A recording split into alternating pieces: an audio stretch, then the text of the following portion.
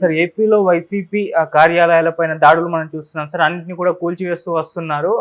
మరి దీని పట్ల వాళ్ళు కోర్టుకు వెళ్ళారు కదా, మరి కోర్టు రియాక్ట్ అయిందా? ఏ విధంగా రియాక్ట్ అయింది? మరి ఆపేస్తున్నారా కూల్చివేతని లేదా సార్? వైసీపీ కార్యాలయాల కూల్చివేత అనేది మొదలు పెట్టారు.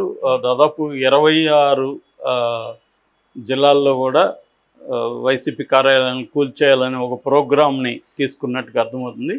సో గతంలో వైసీపీ అధికారంలోకి వచ్చినప్పుడు కూడా ప్రజావేదికను కూల్చేశారు. అది అక్రమ కట్టడం అని చెప్పారు. కరకట్ట మీద కట్టకూడదు కట్టడాలు, కానీ కట్టారని చెప్పి కూల్చేశారు. అప్పుడు తెలుగుదేశం వాళ్ళు కానీ మేధావులు కానీ అందరూ కూడా ఇది కూల్చివేతల ప్రభుత్వాన్ని పవన్ కళ్యాణ్ లాంటి వాళ్ళు కూడా విమర్శించారు. అదే పని ఇప్పుడు తెలుగుదేశం చేస్తుంది. తెలుగుదేశం ఏమో కార్యాలయాల మీద పడింది. సో ఆల్రెడీ తాడేపల్లిలో ఉన్న కార్యాలయాన్ని కూల్చేసింది, వైజాగ్లో ఉన్నదాన్ని కూడా కూల్చేదానికి ప్రయత్నిస్తుంది. అట్లాగా 10 జిల్లాల్లో ఉన్న వైసీపీ కార్యాలయాలను కూల్చేయడానికి ప్లానింగ్ అనేది జరుగుతుంది. ఓవరాల్గా 20 జిల్లాల్లో కూడా వాటిని చేస్తుంది. మరోవైపు వాటిని అన్నింటినీ కూడా ప్యాలెస్లని చెప్పడం ద్వారా అవి పెద్ద ఎత్తున జనంలోకి అధికార దుర్వినియోగం జరిగిందని తీసుకుపోవడానికి ట్రై చేస్తుంది. దానికి వైసీపీ కూడా రివర్స్ పేరుని నాని వీళ్ళందరూ రంగంలోకి దిగి మాది ప్యాలెస్ అయితే మీద గుడిసె అని వాళ్ళు కూడా ఫోటోలు పెట్టారు. దాన్ని బట్టి అర్థమయ్యేది మనకేంటంటే ఇద్దరు కూడా ప్యాలెస్లే అని. అంటే ప్యాలెస్లు అంటే లావిష్గా కట్టుకున్నారని. వీళ్ళిద్దరమే కాదు, సిపిఐ సిపిఎం చూస్తే కూడా మనకు షాక్ అవుతాం. లావిష్గా కట్టుంటారు. ఈ మధ్య దీని తర్వాత అందరూ కూడా బీజేపీవి అన్నీ కూడా పెడుతున్నారు. ఇక్కడ మనం కేసీఆర్ది ఎలా ఉందో మనకు తెలుసు. అట్లాగే ఇక్కడ తెలుగుదేశంది బిల్డింగు ఎంత రిచ్చో మనకు తెలుసు. ఆ మధ్య అంతా వాళ్ళు వేరే దానికి రెంట్కి కూడా ఇచ్చారు. మాకు కూడా ఏదో పని ఉంటే అక్కడ ఒక గ్రాఫిక్స్ సంస్థ కూడా రెంట్కి ఉన్నింది అక్కడ తెలుగుదేశం దాంట్లో. అది కట్టిందేమో పేద ప్రజలకి చదువు చెప్పుతామని ట్రస్ట్ పేరుతో కట్టారు. అది ఎన్టీఆర్ ట్రస్ట్ పేరుతో.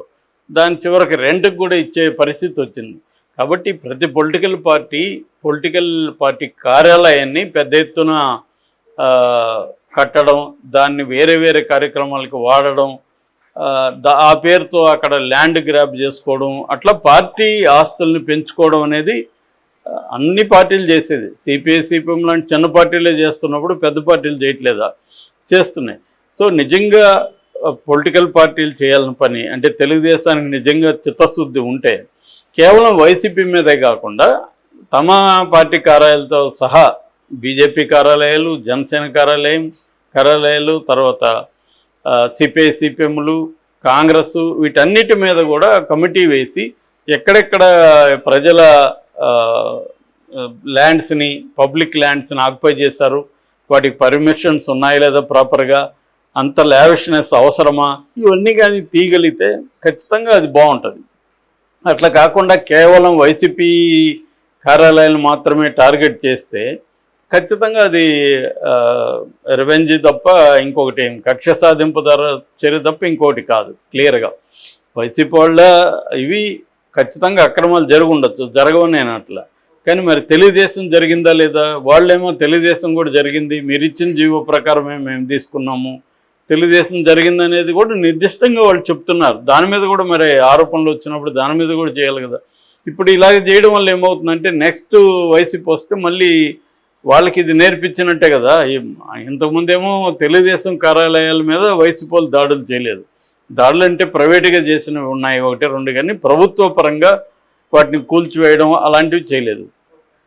ఇప్పుడు నెక్స్ట్ వస్తే వాళ్ళు కూడా అదే చేస్తారు. వాళ్ళు కూడా తెలుగుదేశం కార్యాలయాలతో కూలగొట్టడం వాళ్ళు మొదలు పెడతారు.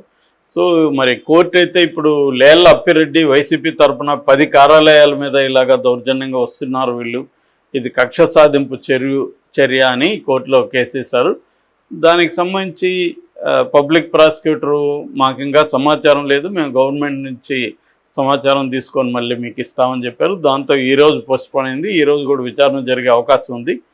ఇప్పటి వరకు అయితే దాన్ని స్టేటస్ కోలో ఉంచారు. స్టేటస్ కో అంటే యథాతథంగా బిల్డింగ్ని కూలగొట్టద్దు అనేది చెప్పారు. సో ఇప్పుడు కోర్టు ఎలాంటి డెసిషన్ తీసుకుంటుంది అనేది చూడాలి.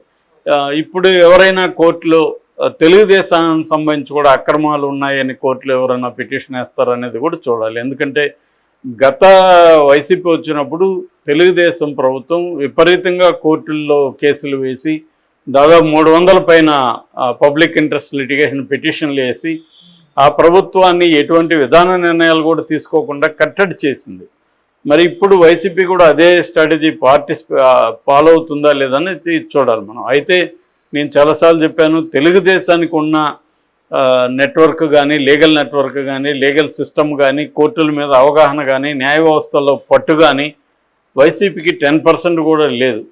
కాబట్టి వైసీపీ ఆ స్థాయిలో ఫైట్ చేయాలి. ఇది కూడా అదే తెలుగుదేశం ప్రభుత్వం తెలుగుదేశం వాళ్ళ కార్యాలయాన్ని కూల్చిన గంటకే అక్కడ ఇంకా జేసీబీలు వెళ్ళకముందే వీళ్ళు కోర్టుకు వెళ్ళిపోయిండు. ఇదేమో కూల్చి అంతా తీరిగ్గా 4 రోజుల తర్వాత వెళ్ళారు వీళ్ళు. సో దాన్ని బట్టి అర్థమవుతుంది వీళ్ళ స్పీడ్ ఏంటి, వీళ్ళ నెట్వర్క్ ఏంటి అనేది. సో వీళ్ళైతే కోర్టుకు వెళ్ళడమే కాకుండా రాష్ట్ర వ్యాప్త ఆందోళనలు, పెద్ద ఎత్తున మీడియా హైప్ ఇవన్నీ చేసేసి ఉండేవాడు. ఒక్క వేదిక కూల్చితేనే దాన్ని పెద్ద ఎత్తున చేసేసి బదనాం చేయగలిగారు. వైసీపీకి ఆ నెట్వర్క్స్ లేవు. కాబట్టి వాళ్ళు ఆ మేరకు వాళ్ళు నష్టపోతారు ఏ విషయంలో అయినా. ఎప్పుడైనా ఈక్వల్ సమవుజ్జుతో ఫైట్ చేస్తే నీకు వ్యవహారం వేరే ఉంటుంది. నీకంటే బలవంతుడితో ఫైట్ చేసినప్పుడు నువ్వు ఆ మేరకు నష్టపోతావు. కాకపోతే ఇదేంటంటే లాంగ్ టర్మ్లో వైసీపీ తెలుగుదేశమే రెండు మాత్రమే లేవు. ఇక్కడ ప్రజలు ఉన్నారు. ప్రజలు చాలా అసాధారణ రీతిలో తెలుగుదేశం కూటమికి అధికారం ఇచ్చారు. కాబట్టి వాళ్ళు కూడా ఇవన్నీ గమనిస్తుంటారు. మీడియా ఎంత మ్యానిపులేట్ చేసినా కూడా విషయాలు చేరుతుంటాయి. సో ఇది కూడా కొలగొట్టే ప్రభుత్వం అని కొంతమంది తెలుగుదేశం అభిమానులు కూడా బాధపడుతున్నారు. వీళ్ళకి ఇచ్చిన ఇది ఉంది, వీళ్ళకి హామీలు ఉన్నాయని. మేబీ హామీలను డైవర్ట్ చేయడానికి కూడా ఇది పనిచేయచ్చు తెలుగుదేశం. ఎందుకంటే హామీలకి డబ్బులు లేవు, జీతాలకి డబ్బులు కష్టం. సో ఇప్పుడు హామీలను ఇమీడియట్గా నెరవేర్చకుండా వీలైనంత పోస్ట్పోన్ చేయాలి. సో ఇప్పుడు బస్సు ఉంది, ఇక్కడ బస్సు ఇమీడియట్గా ఇచ్చారు, ఉచిత బస్సు తెలంగాణలో. వాళ్ళు నెల తర్వాత అంటున్నారు, ఆల్రెడీ నెల అయింది. నెల తర్వాత అంటే ఇంకా అది 2-3 ఏళ్ళు అలా పొడిగిస్తే తర్వాత చూసుకుందాం అనేది. అట్లా ప్రతి పథకాన్ని పొడిగించడం, ప్రతి పథకాన్ని కట్ చేయడం. ఇప్పుడు వాలంటీర్ వ్యవస్థ ఉంది, 10,000 ఇస్తానన్నారు. అసలు వాలంటీర్ వ్యవస్థ ఉందా లేదా కూడా ఇప్పటివరకు దాని మీద ఏం క్లారిఫికేషన్ లేదు. ఆల్రెడీ ఈసారి పెన్షను సచివాలయ ఉద్యోగులు, తర్వాత అంగన్వాడీలు ఎవరెవరో పోయి ఇచ్చేస్తున్నారు. ఒక సిస్టమ్ అనేది ఎవాల్వ్ చేయలేదు. సో క్లియర్గా తెలుగుదేశం హామీలను అయితే నెరవేర్చే పరిస్థితి లేదు. ఎందుకంటే జగన్ చెప్పినట్టుగా 150,000 కోట్లు సంవత్సరానికి అవ్వాలి. ఒకవేళ జగన్ని ఎగ్జాగరేట్ చెప్పాడు అనుకుంటే మింట్ లాంటి పత్రికలు కూడా అనలైజ్ చేశాయి. 120,000 కోట్లు అయితే అవసరం. మనకి వీళ్ళే మాట్లాడారు కదా గతంలో, 70,000 కోట్లు 80,000 కోట్లు జగన్ సంవత్సరానికి ఇచ్చేస్తున్నాడు, ఇది శ్రీలంక అయిపోతుందని తెలుగుదేశం వాళ్ళే మాట్లాడారు కదా. దానికంటే ఎక్కువ హామీలు ఇచ్చారు కదా. ఇప్పుడు అది ఎవరికైనా కళ్ళ ముందు కనబడదు కదా, ఈ హామీలకి డబ్బులు ఎక్కువ కావాలి. ఆ డబ్బులు ఎక్కడి నుంచి వస్తాయి సోర్సు? ఆల్రెడీ అప్పులు మొదలుపెట్టారు. అప్పులు చేయడం తప్ప ఇప్పటికిప్పుడు సంపద సృష్టిస్తారనేది అది ఎవరైనా నమ్ముంటే అంతకంటే మూర్ఖత్వం లేదు. సంపద సృష్టిస్తానంటే అంతకంటే మూర్ఖత్వం లేదు. సంపద సృష్టించడానికి కూడా టైం పడుతుంది. సో మరి ఈ లోపల ఈ పథకాలు అయితే ఆగవు. సో పథకాల నుంచి డైవర్ట్ చేయడానికి కూడా ఇటువంటి పనులు చేసే అవకాశం ఉంది. ఓన్లీ రెవెన్యూ కాకుండా తమ నుంచి డైవర్ట్ చేయాలంటే ఎనిమిస్ మీద అదే టాక్టిక్స్ రేవంత్ రెడ్డి కూడా ఇక్కడ చేస్తున్నాడు. అంటే ఫోన్ ట్యాపింగ్ అనో అవో ఇవో కేసులు పెట్టి డైవర్ట్ చేస్తూ, దీని మీద ప్రతిపక్షం కూడా ఏమవుతుంది, వీళ్ళు ఇచ్చిన హామీలు నెరవేర్చమని ఫైట్ చేయడం కాకుండా వాళ్ళు తమ మీద దాడులు జరగకుండా చూసుకోవడం, తమ మీద కేసులు పెట్టినప్పుడు దాన్ని ఎదుర్కోవడం, దీనికే ప్రతిపక్ష టైం సరిపోతుంది. అంటే ప్రతిపక్షాన్ని ఫుల్గా డిఫెన్స్ లేక నెట్టేస్తే తమకు మీద అఫెన్స్ అనేది ఎవరు చేయలేరు. బ్యాడ్ లక్ ఏంటంటే వాళ్ళకి 11 సీట్లే ఇచ్చారు, ఎవరు ఫైట్ చేసే పరిస్థితి లేదు.